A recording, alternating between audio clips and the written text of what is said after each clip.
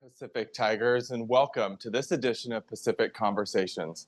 My name is Scott Biederman. I'm the Vice President for Development and Alumni Relations, and a proud double Tiger, and yes, if you could believe it, a soon-to-be parent of a freshman next year.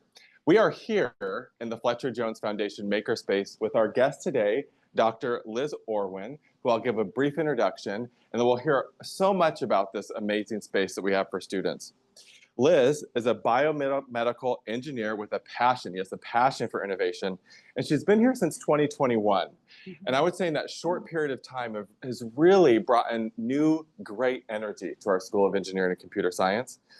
Prior to Pacific, she was the chair of the Department of Engineering at Harvey Mudd College, where she got her undergraduate degree. And she was there for 20 years. So you're a newbie then here at Pacific, very much a newbie. She holds her MS and PhD in biomedical engineering from the University of Minnesota, and her research focuses on tissue engineering, specifically with our eyes, and we'll learn more about that. She's an American Council on Education Fellow, and she brings a wealth of experience in engineering and leadership to Pacific. Welcome, Dean Orwin, to Pacific Conversations. Thank you very much for having me. So tell us a little bit about a makerspace, right? We're in the Paul and George Pritchard prototyping station. We have all these little cool gadgets here. A Pacific Gives gadget that we see here. Tell us, what is a makerspace and why did you think it was so important as a dean to have this space here? So to me, spaces sort of drive culture, or they can drive culture, right? And so a makerspace is a space where we can bring students together, people together from different disciplines to collaborate and innovate. And so we really want this space to be welcoming, to be bright, to be energetic, but to also have a lot of capabilities. And so you'll notice around the space, and we'll see it as we go around, different ways to prototype or make things and be creative, from clay and sewing all the way through 3D printing and laser cutting to more sophisticated CNC machining. So we have all of those capabilities here, but the main point is to draw in and encourage people to work together. So I do see, and you'll see as we walk through the space, so many students here. And this isn't staged, they're here, and they're working. And also all the machines that are working behind us. So the 3D printers that are things are being made with. And so prior to the makerspace, where were our engineering and computer science students? Where did they congregate to have this type of work? So we had some of this capability in sort of spaces here and there, right? So we would have a room in this building and a room in that building. And we did have some space here in this location for the bigger machines, but it wasn't all co-located, and it didn't have this sort of open, like welcoming, collaborative space attached to it. So it's really important for a makerspace to not only have the sort of big heavy duty equipment, but also to have spaces that allow students to work together and really kind of spend time together and collaborate. That's really the main point. And so it's been open, Liz. When did we open this?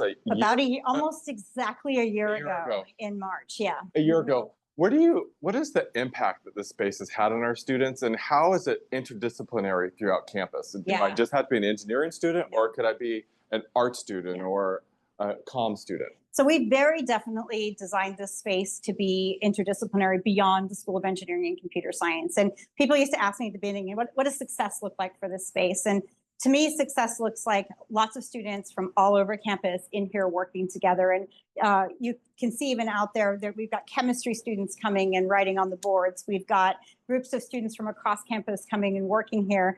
We actually did like a card swipe analysis for a month, and about 30% of the students who access this space are not from the School of Engineering and Computer Science. So success, right? Yes, to me. yes. So yeah, there's a lot of things that have happened that this space has been wonderful for our senior project, for example. So our senior project students can come here and work together. A lot of the things that are happening here are class projects. But we also do things like support faculty from other programs like biology and chemistry who want to build something or make something to support their research. And so our makerspace manager and our stewards work with the faculty members to design and build what they need. So it's starting to sort of catalyze a whole lot of really great interdisciplinary, innovative ideas. Wow. Exciting. Remind people what this space was before, because this is on South Campus, traditionally what we Yes. call South Campus, Yes. a prior Stockton College building Mhm. that was, to your point, dark, not Yes. light, not modern. Right. What was here before? So before we had a machine shop, and like a kind of an older, dark, dusty machine shop attached to a building with drop ceilings, offices, some classrooms in it. We tragically covered up the beautiful skylights in this building. Yes, do you remember? We did a tour of this facility, and you would go into a classroom, And you turn off the lights, and you sit, and all you would see is sunlight trying to come into this come through building. the drop ceiling. And you were like, we need that light. Yeah, yeah, Yeah. yeah. So we had machine shop was computer science out Computer here. science classrooms and research space, which we've moved now to up to the other buildings that in engineering and computer science, and so that we could have this facility all in one space. Like I said, the co-location of the collaborative space and the welcome lounge and all of the prototyping spaces is really important, right? Having everything in one spot. Yeah. Helps. You know, I graduated from here in 2005. Yeah. You know, a graduate student. I'm older. And one of the things when I come back to campus as an alum and now work here, I'm just blown away with how much our spaces have changed. Yeah. And which is a great thing, right? The university is progressive. It's moving forward. How will this benefit current students, this makerspace, and future students? Yeah. So I think, first of all, when we send our engineering, computer science students, or any students out into the world, they work in teams, right? They work with other people, alongside other people. So this space really supports that activity of learning how to work with each other and be creative and share ideas and have, you know, if you have this person and their idea and this person and their idea together, you can make something even better, right? That kind of activity is really supported here. So I think that really helps our students to go off. There are a number of companies and places that have these kinds of spaces now. So for students to be familiar with the kinds of tools that they can get familiar with in this space is really helpful. And one of the things our machine shop manager has been working on and helping them to understand is, you know, they can learn a very basic software, a couple of different softwares to sort of, you know, create a file, an image file or a 3D object, which can then be modified and used on a number of different machines. So they don't have to learn a whole different thing. So the embroidery machine, which, for example, oh yeah, look at this, makes something like this, or the laser cutter, which would make something like this, which is our it makes a little box here, and then inside we have some engraved coasters, all branded with University Pacific. Beautiful. But this is done on the laser cutter. So, but all of these machines, it's the same kind of logic, right? So the same software and the same idea. You take a image file and you break it down into steps, and you send it to the laser cutter. You send it to the embroidery machine. You send it to the 3D printer. Same idea for the more sophisticated machine. So it's a good way for students to learn how this whole thing works, right? And so, Liz, if I'm a student here, how do I access it? So it's swipe card. How long is it open? Are there? Hopefully they're supervised. It seems like expensive equipment in here. Yes, there's a sort of magic behind the scenes. Yeah. So we the makerspace is open all day, 9 to 5 for students, and we have some evening hours, certain evenings, and I can't remember what they are right now, and some hours on Saturdays. And so during that time, any student can swipe in while the makerspace is open. The students who have access to, who have been trained on the machines in here, can also swipe into this room, for example. But they can't use the stuff they're not trained for, you know, but they can come in and out. So we do have lots of open hours. We always talk about in this space that there's a tension that we're balancing between access. We always want access. We never kick students out of here while it's open, you know, for them to, we want them to be able to access it and be here all the time. But we also have to balance that with safety, right? So we have to make sure that students are safe, that they know what the right equipment to use to be safe, that they know where, you know, how to turn things off if there's an emergency, that they know how to do it. So we're always balancing that accessibility and safety. Well, I know you're also balancing new programs, new initiatives. How is having a makerspace for your school and all schools, right? Yeah. How is that going to help move School of Engineering and Computer Science forward? What's kind of your vision of like things that you want to see happen? So I think this, we don't even know all the things that we think this space will help us do, but let me give you a little taste. Yes. So something we've been talking about with Mehdi Kazeli and also Louis Gale from the Eberhardt School of Business. But we're talking about having the Pacific, and specifically this space, be a resource for regional industry partners and alumni who might want, maybe they have a company, but they don't have some of this equipment, or they need help prototyping, or they need help with legal questions, or they need help with a business plan. How can we set ourselves up to partner with those folks that will benefit our students to see what's going on in the region, and it benefits our partners to have this resource. And so that's a place we're going, that we're starting to build that capability. And in fact, we do have our first community project that we're working on that Jeremy, our makerspace manager, is helping. A local person who has a patent but doesn't have the ability to prototype is here working with him to patent her idea, to produce a prototype of her patented idea. Oh, that's exciting. Yeah. And students could be involved. And students are, well, part of the magic of that kind of thing is when you have a bunch of industry partners here and they're doing things and it's open like this, students are kind of like, oh, no. What's going on? What's happening? And there's a sort of transfer of knowledge and a little bit of wisdom from the industry partners to the students, and just kind of so they can see some of the possibilities and what people are doing. So, Liz, I want to transition a little bit from the makerspace into School of Engineering and Computer Science in general. So tell our alumni and our friends the state of the school and kind of what new things you would like to offer. Yeah, so we've been doing a lot of things in the School of Engineering and Computer Science.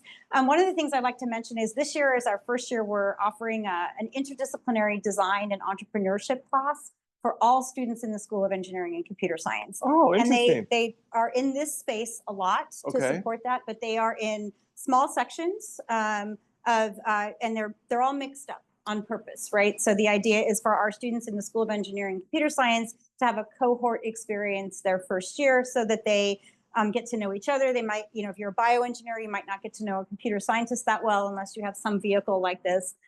So they're all together, regardless all together. of discipline. Yeah, and so we civil do it in engineering? small sections, but they're all mixed up on purpose.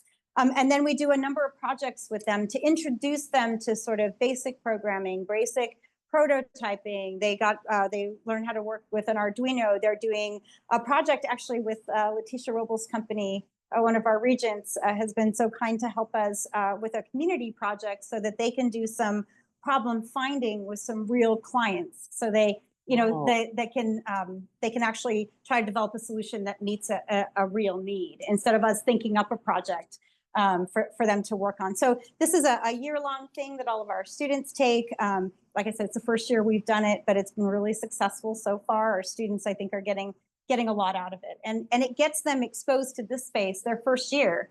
So they're not waiting until they're seniors to access some of the prototyping capabilities. They're doing it right away, which is great because then they want to come here and do their own personal projects, which we completely as they support. progress at Pacific. And then they can use the space when they've learned the tools. I think it's a good idea just because you get so focused in your own discipline and you forget that I can learn from that bioengineer. I can learn from that civil engineer, right? If I'm an electrical engineer. Right.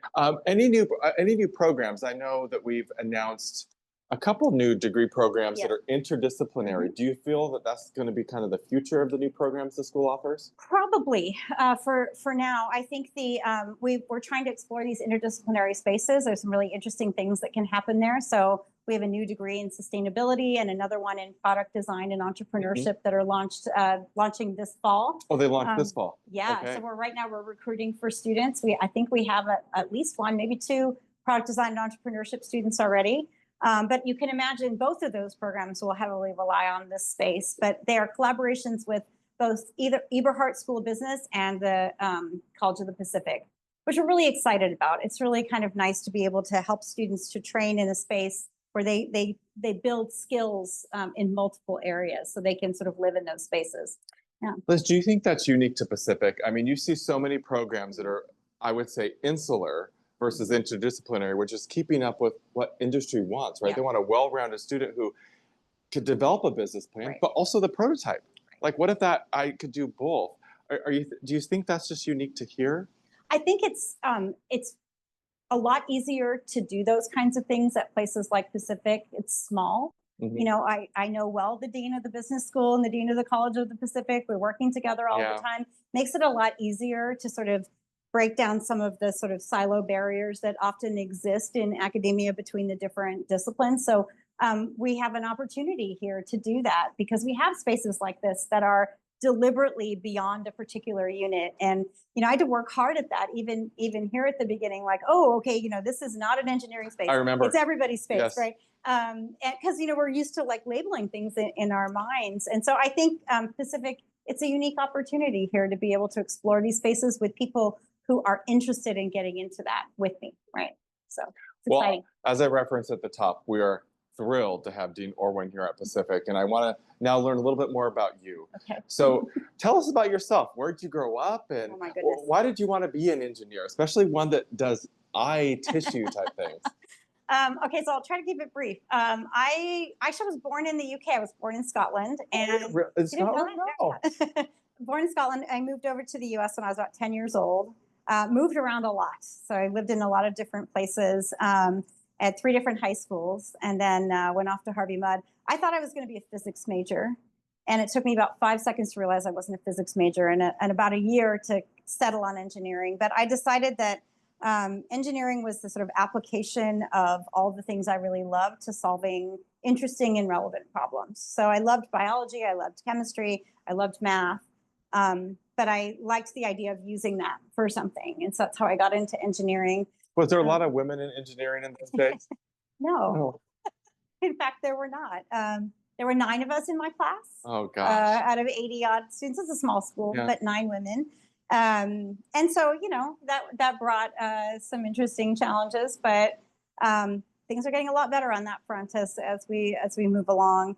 I would say bioengineering, I got fascinated by the design of, design in biological structures and systems, and how biology can design something so much more efficient than we can. And we're getting better, right? Mm-hmm. But I got kind of fascinated with that, and that got me into bioengineering. And I think the other reason that I got interested in bioengineering is what we just talked about, the interdisciplinarity. I really loved the idea of I brought my expertise and somebody else brings their expertise and somebody else brings theirs, and together we could create something really interesting. And so that kind of drove my career. I got into bioengineering, and I got into working with students in a research lab, and that was really fun, and I'm still doing it. Yeah, I was just going to say, you're still doing it. So Yeah. at Pacific, you are continuing your research Mhm. with undergraduate students. Mhm. What are you trying to solve with your research? So, if you could tell us. Yes, yes. We are trying to tissue engineer a cornea, which is the clear outer part of your eye. And so if you don't have a clear cornea, you can't see. Well, I have thin cornea, so I can't get LASIK. Yes, okay. Which means always corrective lenses for me. Yes. Right. So anyway, but we're building it out of collagen and cells, and my students are designing like a bioreactor system to grow the tissue under stress. And then we're looking at how it responds. We're trying to make sure it's transparent and mechanically strong, because those are the 2 big functions of the cornea. And so is this to strengthen the cornea then? Is that what you're trying? So it's to replace. Replace. Yeah. So in the US, most of the reason for a corneal transplant is because someone's gone in for like a cataract surgery to replace the lens, and the cornea gets damaged in that process. And if the endothelial cells on the back of the cornea get damaged, they can't renew themselves very well, and you end up with just looks cloudy. And so you have to have a replacement. There's not a lot of tissue available for replacement, and so we're trying to create a new tissue for both transplantation and also just for studying new drugs and surgeries and things like that. So it's not common yet then to have a replacement? No, an artificial cornea. They've made some synthetic ones, but those they do okay. They're not super well tolerated. So we're trying to make a biological one out of biological materials. Interesting. Yeah. Interesting. Tell us a little bit, why Pacific? Why you were at your undergraduate alma mater for 20 years, but what made you decide to come up here? So you can imagine I was at my undergraduate alma mater for 20 years. It took a special school to lure me away from that, right? I knew that place inside and out. But so, and I was a reluctant interviewee because I wasn't. I remember. Really, I was sort of like, I'm not really ready. But I started talking to people, and I came and I visited, and the people here, there's so much heart and so much passion for what they do. And I felt like, you know what, I feel like I can help. I feel like I can make a difference here. And honestly, back to Harvey Mudd's mission, that's what our mission was, to students to go out and make a difference. And I felt like I could make a difference here. And I have no regrets. I'm really glad I came. I really love working here. I have great people in the School of Engineering and Computer Science. They're amazing. So it's been fun. Well, and your husband, Yes. for folks to know, also is a Yes. faculty member here in the In biology. Mhm. He's a microbiologist. Yeah. So Could you imagine the dinner table conversations with these two, with your kids? A lot of science, a lot of science, a lot of science. my kids are like, okay, we don't need a lecture. Oh yes, my children say the same thing for different reasons. We're going to move from this space, but Okay. before we do, I just wanted to say, look at these also things that they carve and have lights. Like this is, again, Pacific Gives, April Yes. 8th through 9th, noon to noon. Yes. Is here, and then welcome to the makerspace. So this is just a few examples of some of the things that we can make in this space. And we like to have these things out so that when students come and see the space and interact, they can be like, oh, that's interesting. Maybe I want to make something like that, right? So we like to have examples. And we do like to theme it. So springtime, we got bunnies going, right? Yes. We had hearts at Valentine's Day and, you know, spiders at Halloween. But, you know, we like to try to keep it fun. And the student stewards are responsible for making all this. And it's part, like, they get trained on the machines. And so it's good for them to practice, and then they make things to help other students. So It's very cool. So we're going to get up, we're going to move so you can see more of this space. So Liz, if you want to take us out, you're going to see oh, look, I'm going to keep looking the whole time because it's fun. Okay. So as we walk out into the makerspace, Liz, tell us a little bit about this large space. There's even a piano and a makerspace. Yes. So this is our, you know, big open collaborative space. This is intended to welcome students into the space. So there's a welcome lounge, there's some comfy furniture over there. There's some spaces over here with whiteboards and tables for students to work together in groups and, you know, draw up their things. There's somebody with some really nice handwriting, did some chemical equations over there. Really nice handwriting. This space over here is a little bit more workshop-y. Workshop. Oh, yes. Workshop. See? Power. Workshop. We get power in the ceilings. But you can see worktop space. We can do clay. We can do sewing machine here. All sorts of, you know, some drilling and gluing and things like that. But I did want to point out the piano. I don't know if you can see that in the background, but that's being. What are you using a piano for in a makerspace? Okay, so we really want to make sure that people think about creativity broadly in this space, right? Okay. We don't want that, again, it's sort of fighting the sort of like, this is an engineering space. This is STEM. This is a creative space, right? Creative space. And so, you know, the Peter Whitty, the Dean of the Conservatory of Music, I called him up and said, hey, do you have a piano laying around? And he gave us this beautiful baby grand piano that is wonderful. And students I bring my high school class here, and those kids go and they play, and it makes this space feel completely different when people are playing the piano. So it's just another way to signal that creativity goes beyond, you know, building a gadget, right? There are other ways to be creative. Other ways to be creative. You brought up a good new thing that we're doing in School of Engineering. So you actually teach a high school class. So tell us a little bit about that. Yeah, so I'm teaching an Introduction to Engineering Design class to local Aspire high school students, and they come here once a week. And it's basic, you know, design process and prototyping, how to work in teams, a little bit of learning about themselves. They do come into this space and learn how to use some of the tools here, and trying to expose them to the different kinds of engineering so they know what that means. Like, what does a civil engineer do versus an electrical engineer? As a high school student. Yeah. What a great program. And it's been going, this is the 4th semester of it now. And it's a lot of fun. So. Very cool. Let's keep walking. So right. In front of us that you can't see is the Janet Spears Electronics Zone, which she was a former Board of Regent. We love Janet. We have our makerspace. Look at this cool makerspace sign with students. You can wave students. Great. So thinking of the piano.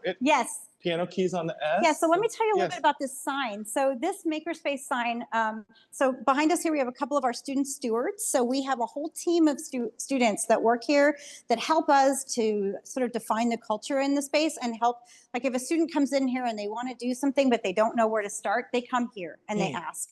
But as a way to sort of engage the student stewards in kind of contributing to the space, each steward took a letter of the word makerspace, and they they were challenged to make the letter using recycled materials and representing some of the capabilities we have in this space. So all of this is recycled, like these? Yeah. So all the gears and stuff were found here. And then, like you can see, this is like a resin Oh yeah, it is. capability. It's clear. Yep. And then there's some sheet metal there that's been bent and cut out. There's 3D printed stuff. So it's to kind of showcase the capabilities of the space and also make a really cool sign. So these are pencils. You yeah. can't see, but these are pencils behind here that are being cut. Really cool. So, and then the other thing that the stewards have out is all sorts of really fun, you know, things for students to engage with and say, hey, you know, I really want to make something like that, right? And so they can. So there's lots of fun. And the paw. Oh, the Look paw. at our little light up paw that they can make. Yes. You can get into the electronics zone and solder that. And if you do a decent job, the lights will light up at the end. So if they don't light up, you did not do it. Well, that means you have to kind of revise. And soldering is really challenging. And so it's one of those tools and techniques you have to kind of practice. And so it's something that we teach students, but it's a really good for them to have an appreciation of it. And, you know, I mean, once, like anything, you can get boards made that are done automatically, but it's good to know how to actually do it, make the connections. So, yeah. We're going to continue walking this way. So we're going to walk to, I believe this is your machine. This is the metal shop. Metal shop. Would you like some glasses? Yes, safety. Everybody, safety. We need our glasses on safety for first. this portion of it. Okay. So this is our metal shop. And in here we cut metal, weld metal, bend metal, you know, machine metal in various different ways. We can make holes. We can make threaded parts. This is metal? All sorts of things with metal. Yeah. Yes. And you can, you know, we're required to wear safety glasses in here, but there's also like quite a bit more sort of safety control. You can't just go in there unless you're trained on the machines and all of those kinds of things. So we're trying to make sure that people are safe. So if I'm a student and I want to operate this, am I getting trained by our makerspace manager? Is that how we're learning how to do that? Or one of the stewards, or you're taking a class. We have MEC 100. We have several classes where students will learn how to use some of these machines in here. And there are both manual machines where you can cut things by hand. And then also this big machine right here is a computer numerical controlled, CNC controlled machine. So it's one of these, like the same thing with the laser cutter where you put in a file and it step by step goes through, and you can get a lot more precision machining done with that. Really utilizing technology, putting it in, the machine will do the rest. Yep. It's very cool. And if you could see, again, all this glass that the dean was very intentional of having, so you have a through line. I could see the long theater through the windows, right? Right. So tell us a little bit about the design. Well, that was really important to us when we were designing the space, is that we had visual connection from one end to the other. I mean, we had some constraints in the building in terms of what walls we could, you know, break down and not break down. So we wanted to make sure as much as possible that although this is a controlled space for safety, you can see into it. Correct. Right. And so our machine shop manager has an office right in the middle with all this glass. He can see if somebody's setting up something, maybe it's not, somebody's doing something unsafe, he can see it, right? And others can see it. There's nothing that's sort of hidden, you know. Which again, a dark space into bright light. We're going to move from our glass needs here. We made it. We're safe. No injury today. No injury. We're going to go to the Schneider wood shop that's right here. Look at this space. So again, we probably should have kept the glasses on, but we're not going to put them back. We won't go in. Yes. But basically, yeah, this is the wood shop. The wood shop is separate from the metal shop, again, for safety. This space back here is dusty, dirty, and more dangerous, as Jeremy calls it. Dusty, dirty, more dangerous. Yes. And so in here is the dusty. So you've got a whole bunch of like little wood chips, and over there you've got sparks. So if you put those two together, that's a bad idea. So we separate them. So the metal is over there and the wood is over here. And you can see there's a lot more vacuum systems and things like that in there, because we want to make sure we try to control the dust particles and things like that. But it's for wood and foam, cutting it, making holes in it, sanding it, all of those kinds of things. So I've seen this before, and I think our alumni and folks watching would be interested. We do have a senior presentation day, right? We do. Senior project day. Senior project day. Could anybody come and listen and learn what they're doing? Yes. There's an open part in the afternoon. I think it's May 2nd, Saturday, May 2nd. In the afternoon, they'll actually be in this space. All the students have posters and their prototypes, and they're and we all wander through and see all the great things that they've come up with for the year. So it's a nice showcase. Are any students that what they create, do they ever think, oh, I could get a patent. I should potentially bring this to market. Do we have students We do that? have students like that. And actually, I'm glad you mentioned that, because I forgot to mention one other thing we do in this space, which is our annual PIES competition, which stands for Pacific Innovation and Entrepreneurship Summit. And it happens here. It's going to be on April 17th, I think, coming up soon. And that is a couple of classes, but also students beyond that, from across the university. If they have ideas they want to pitch. So think Shark Tank. Oh, right? We have a Shark Tank. It's basically like that. So we bring in some angel investors, and the students there's a bunch of posters, and then some groups are selected to give a pitch. And then after the pitch, there are a couple of them are selected, and they get some funds to help move on their ideas. So yeah, there's quite a bit of entrepreneurial spirit in our students, in those kinds of things, and we like to try to support that here too. So I think that's fantastic. And yeah. I would say check the School of Engineering and Computer Science website, because I know alumni could come and listen to some of those pitches too, which is exciting. Okay, we're going to continue moving. Okay. Liz, what is this? I don't know if Julie can see this. What is this big? That is a wind tunnel. This is what? We have a wind tunnel in It's here? a wind tunnel, yeah. And it's here because when it's on, you have to ventilate it outside. But this is a great tool for teaching students about lift and drag and aerodynamics and all of those things. You have little devices in there that can measure the velocity and the pressures and all that kind of stuff, and you can learn all about it. Aerodynamics, right there. Huh. Very cool. There's everything in this makerspace. There's everything in this makerspace. So we're going to go outside, which outside is also utilized, right? It is.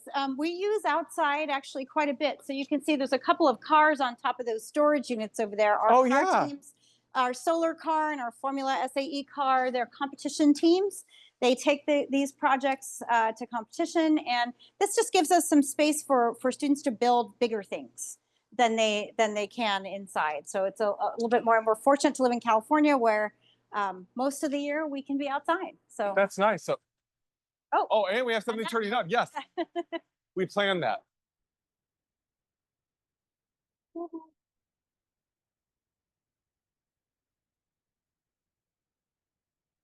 So now we went inside due to the noise. Yeah. But tell us about this space, Liz. So this looks like another open space, collaborative space. It is. It's another open and collaborative space. Let's let Jeremy close the door. Yes. We have noise control on Pacific Conversations. Exactly. We do. Exactly. Thank you, Jeremy. So yeah, this is another open collaborative space, but we have this in the back here, adjacent to our senior project workspace. And this just gives us a little bit of like overflow space that's a little bit more controlled. You can see that student teams have left out some things. So as our senior project teams are working, be a little bit messy back here and still have the open space up there for other students to use. So right now, this space is mostly being used by our solar car team and our senior project teams. Okay, so I want to get back to those two things. Yes. But first, I want to have a little fun. So we're going to go into our tiger tailspin, where we're going to learn even more about Dean Orwin. Oh, gosh. What is your favorite food? Oh, cheese. Cheese? Yes. Is your name Alicia Biederman? Because my wife loves cheese. I love cheese. Favorite cheese, though? What's your... One's hard. Probably a really nice sharp cheddar, like a really good nice one. sharp cheddar. Okay, good to know. What we need to get Dean Orwin for any gifts. A real nice sharp cheddar. Who is your favorite musician? Well, that one's easy. You should know that. I'm a Swiftie. A Taylor Swift. Okay, did you go to the Eras concert? How many did you go to? We went to one, but we went in Liverpool. You went to really in Liverpool? Was it cheap? It was cheaper, wasn't it? It's cheaper. Okay, so was it as good of an experience as the media led it to believe? My daughters talk about their life before Taylor and after Taylor. So yes, it was amazing. So life-changing. It was life-changing. Life-changing. Okay. What is your favorite movie? Well, honestly, it's 4 Weddings and a Funeral. 4 Weddings and a Funeral. Sucker for the whole English thing. The English thing? You only go to the Taylor Swift concert in English? Okay, great. Coincidence. I don't know. What is your favorite place on campus? Oh. The makerspace? The makerspace is I call it my happy place. I come here when I just need a little happy. So Yeah. if there's ever a stressful day, we know where to find you. You know where to find me. So we know that her favorite food is a cheese, Yeah. a nice sharp cheddar, Yeah. Taylor Swift, Yeah. 4 weddings and a funeral, Mhm. and the makerspace. Yes. Okay. Okay, that's good. We have a few questions from alumni that I Okay. want to ask, and then we will wrap it up. Okay. So Karen Nuckamer, a class of 1977 Eberhart School of Business, asks, are alumni in the community at large making use of the makerspace? And if so, how? Not well, a little, but not much yet. So Okay. this is one of the kind of emerging areas where we've been trying to figure out how best to set it up so alumni can come and maybe volunteer here, or if they have projects they'd like to get done. And like I said, we're starting with the community projects, but we'd like to make sure that alumni feel that they can come here and what does that look like and how do we engage with them? So this is coming. It's Yeah, coming. definitely. It's coming. Mhm. Great. Francesca DeMello, class of 1985, Yes. College of Pacific, but I believe a computer She's a science computer science major. Mhm. Can alumni and others volunteer in the makerspace? If so, how could they get involved? Yeah, so we're not doing it yet. We'd love to get that going. We just need to kind of so if someone's interested to start the process, we can work on it. We don't have a process yet, but we'd like to get to a point where we have alumni who can come and volunteer and be in the space, because again, it's learning with the students. And I don't know about you, but I think my dream job after this one is to come and hang out here. Help students. Help students. We get it. Dean Orwin loves the makerspace. Yeah, loves the makerspace. I do. Let's end with a little bit about this. So we're in the Cheney Collaboration Hub, great alumni up in the Seattle area, John Cheney, who's an alum of Pacific. But this is the solar car. So we saw this as we were walking. We saw it on top of the thing. Mhm. The solar car is part of our giving day, our Pacific Gives. Yeah. And so tell us how you have students involved and what you do to support it. Yeah, so our solar car team is one of our competition car teams. They go, last year they went to Kentucky. I'm not sure if they're going to Kentucky probably again this year, but they're going to go to competition. So that, as you can imagine, takes quite a bit of funds. And they've been really wonderful in working with us to sort of to raise money. And so one of the things we're doing is partnering with them on Pacific Gives and doing a challenge. And so with several student teams, including the Solar Club, if they get a certain number of donors, I've personally committed some dollars to give to them. So it's a way to sort of support them myself, but also encourage others to support them. So. And remind us, because I remember reading a story in our Monday newsletter about that solar car team last year. So they built the car. They built the car. And they compete though. So they went to competitions throughout the country. Did they drive? So they put it on they got a trailer, shipped it out there. And then the first part of the competition is they have to meet a whole bunch of benchmarks in order to move on. And they, for a first year team, did really very well. They made, I think, most or all of those benchmarks. They didn't make it all the way to the final road test just because they ran out of time, but they're looking to do that this year. Is that a year-long process that they're doing it? They're doing it all year. Yep. And that's a club here on campus. It's a club. It's student run. It does have a faculty advisor, but there are, I believe, 6 sub-teams. There are a couple of students that lead it, but as you can imagine, with a group of 40 or 50 students from across the campus, all the SOECS disciplines, but also students from business and COP and other places. And so they have all these different teams that are led by students, and it's all coordinated. And so you can see things like this help to keep them on track. These are their like calendar and planning. And this is the students' own planning. Yeah, the students are doing this. Right. Yeah. So we support them, but it's a student-run activity, and that's really important. I mean, they don't want faculty competing against each other for these competitions. It's a student competition. And so what other universities are they competing against? Oh, my goodness. I don't know all the list, but I know Michigan's been involved, Stanford's been involved, Berkeley's been involved. There are a lot of the big schools. It's a good thing that we're on this list definitely. And our students are competing. Yeah. That's fantastic. Yeah. Liz, tell us a little bit more about our student groups that utilize this hub. So if we have the solar car, you reference another group. Senior project teams. Senior project. So all of our students in all of our programs do a senior project. Those vary because the students a lot of times they'll come up with those ideas on their own. And this space supports, we have more tools in the space over here that are sort of dedicated to senior project, and a place where they can leave their stuff, right? So they're working on a project. We don't like them to leave it out in the other part of the makerspace because then it might get damaged or walk away or whatever. So we let them use this space. And so those senior projects are all sorts of different things that the students have come up with over time. So, and those will be the things that'll be displayed on May 2nd. On May 2nd. Yeah. My last question before Yeah. we go Yeah. is, and we see this cool Oh, yeah. thing. Look at this. Can I give this to you? Look what they have Okay, made for me. so yeah, nobody gets to come to the makerspace without walking away with something in their hot hand. So this is for you. We made this. Jeremy made this for you on, and our students made it for you on the laser cutter. Yes. So you can have it. Our Pacific Gives, Calling All Tigers. Oh, let me go up to it, right? April 8th through the 9th. There he goes, right there, noon to noon, noon to noon. My last question for you is on a personal level. So many folks know that my wife's grandfather was the Dean of Engineering and Computer Science for 20 years here at Pacific. And his office at the time was in Bon Hall. Bon Hall. And one of the things that he started here was the co-op program, which I know has been so important to many of our engineering computer science alumni. Tell us a little bit about the co-op program. Is it still robust? Is it still getting kids out there into industry?